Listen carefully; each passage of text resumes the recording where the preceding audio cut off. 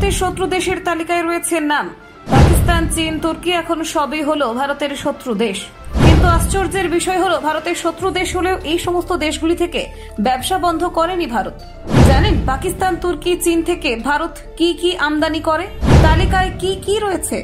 ব্যবসায়িক দিক থেকে ভারতের সাথে কেমন সম্পর্ক ভারতের শত্রু দেশগুলির? চলুন জেনে নিই। বিশ্বের বৃহত্তম গণতান্ত্রিক দেশ ভারত সাম্প্রতিক দশকে আন্তর্জাতিক রাজনীতিতে এক শক্তিশালী কূটনৈতিক অবস্থান তৈরি করেছে। বিশেষত সীমান্ত উত্তেজনা, রাজনৈতিক সংঘাত এবং ভূ রাজনৈতিক বিরোধ থাকা সত্ত্বেও ভারতের বাণিজ্য নীতিতে এক বাস্তববাদী দৃষ্টিভঙ্গি স্পষ্ট। শত্রু বা বৈরী দেশ বলেই যাদের সাধারণভাবে দেখা হয় চীন, পাকিস্তান, এমনকি রাশিয়ার মতো দেশ থেকেও ভারত প্রচুর পরিমাণে পণ্য আমদানি করে থাকে। এ এক অদ্ভুত অথচ কূটনৈতিকভাবে ব্যাখ্যাযোগ্য চিত্র। বিশেষ করে চীন, যাকে 2020 সালে গালওয়ান সংঘর্ষের পর অনেকেই ভারতের সবচেয়ে বড় বৈরী শক্তি হিসেবে চিহ্নিত করেছেন, সেই দেশের সঙ্গে ভারতের বাণিজ্যিক সম্পর্ক এখনো বেশ জোরদার। ভারত সরকার মেক ইন ইন্ডিয়া বা আত্মনির্ভর ভারত প্রচারাভিযানের মাঝেও চীন থেকে মোবাইল, ল্যাপটপ, ইলেকট্রনিক যন্ত্রাংশ, ওষুধের কাঁচামাল, খেলনা, স্টিল ও কেমিক্যাল জাতীয় পণ্য প্রচুর আমদানি করা হয়। শুধু 2023-এ চীন থেকে ভারতে আমদানির পরিমাণ ছাড়িয়েছে $90 বিলিয়ন মার্কিন ডলার। যেখানে ভারতের বাজারে বহু দেশীয় কোম্পানির প্রতিযোগিতায় টিকতে হিমশিম খাচ্ছে, সেখানে চীনা পণ্যের আধিপত্য ক্রমেই বাড়ছে।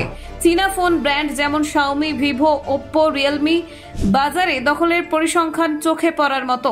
এদের বেশিরভাগ যন্ত্রাংশ চীন থেকে আমদানি করা হয় এবং ভারতে শুধু অ্যাসেম্বল করা হয়। ওষুধ শিল্পেও সেই একই ছবি। ভারতের ফার্মা কোম্পানিগুলোর একটি বড় অংশ চীনের এপিআই আমদানির উপর নির্ভরশীল, যা একাধিক জনস্বাস্থ্যের ক্ষেত্রে ঝুঁকি তৈরি করতে পারে। অন্যদিকে বৈদেশিক মুদ্রার অপচয়ও বাড়ায়। অন্যদিকে পাকিস্তান, যার সঙ্গে ভারতের সম্পর্ক দীর্ঘদিন ধরেই উত্তেজনাপূর্ণ। 2019 সালে জম্মু কাশ্মীর থেকে 370 ধারা প্রত্যাহারের পর পাকিস্তান ভারতের সঙ্গে সমস্ত ধরনের দ্বিপাক্ষিক বাণিজ্য বন্ধ ঘোষণা করলেও বাস্তব চিত্রটা একটু আলাদা। বর্তমানে ভারত পাকিস্তানে ওষুধ, রাসায়নিক সার, চিনি সহ নানান ধরনের পণ্য রফতানি করলেও পাকিস্তান থেকে ভারতীয় বাজারে তেমন কোনো পণ্যের প্রবেশ ঘটে না। তবে অবৈধ বা মধ্যস্থ দেশ ব্যবহার করে কিছু আমদানির সম্ভাবনা একেবারে উড়িয়ে দেওয়াও যায় না। রাশিয়া থেকে ভারতের প্রধান আমদানি হলো জ্বালানি তেল।